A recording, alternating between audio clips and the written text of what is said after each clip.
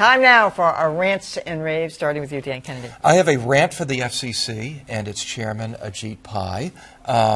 Their latest outrage against the public interest is that they are proposing to allow the cable companies to deduct the cost of providing community access TV from the franchising fees that they pay to the cities and towns that they're in.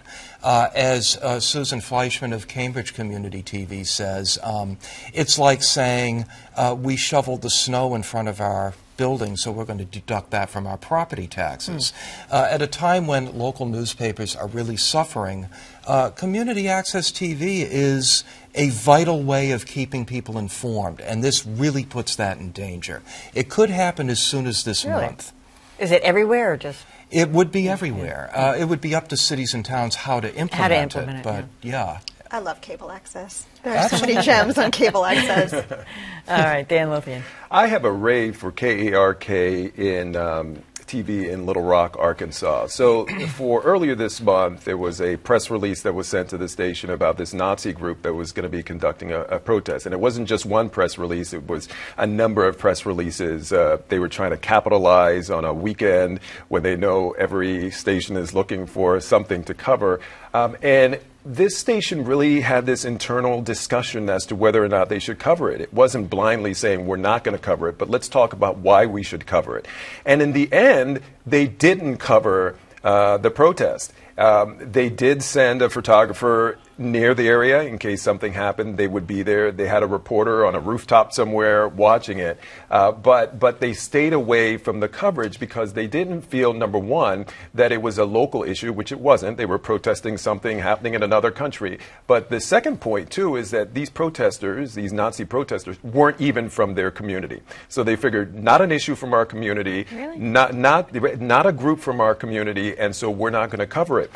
What they did do is that they offered up quite a bit of transparency in explaining to the audience why they chose not to cover the story. The news director saying that it wasn't their intention to censor the news, but they wanted to make sure that they didn't want to give this group what they were looking for, which is, quote, attention grab and extended camera time. And I think that's, I know there's a whole issue of censoring the news, but I think this is how you can start pushing back on some of these hateful groups if, in fact, they're just trying to use you to push their agenda. That's interesting.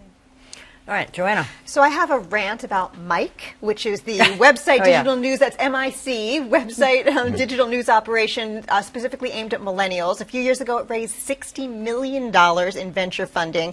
This week, they laid off their entire editorial staff, about 100 people, and they are a cautionary tale on so many different levels about things not to do. First of all, take all that venture money and spend it crazily on staff in swanky offices in the World Trade Center.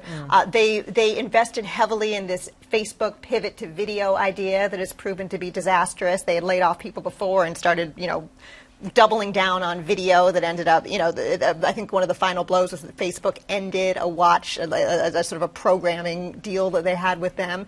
And they also expanded crazily. They had 9 verticals. And then the whole What did they produce? The whole concept of news for millennials. I mean, I didn't read it too much because I read it, it wasn't really pitched I wanted to me. find out about millennials. Did you learn much about millennials? There were some cool stories. I'm cool. I think you are cool.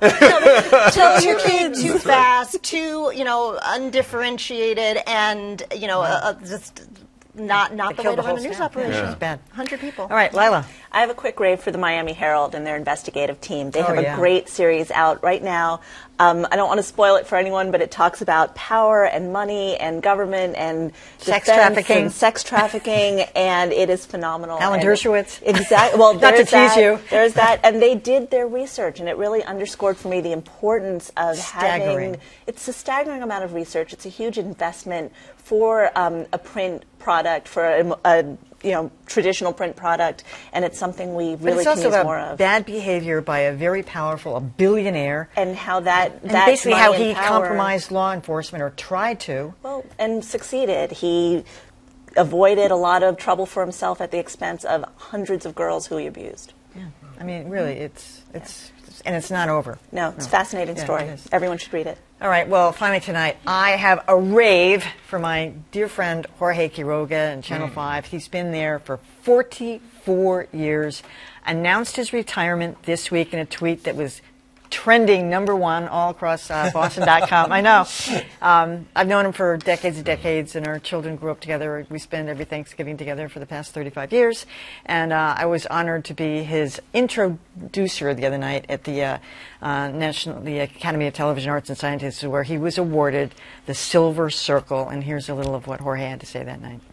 I never set out to be the Latino reporter, but a reporter who was Latino, covering everything, all kinds of stories. For that little footnote in the history of this city, I am humbled to have been a part of it, to be able to open that door, if just a little bit.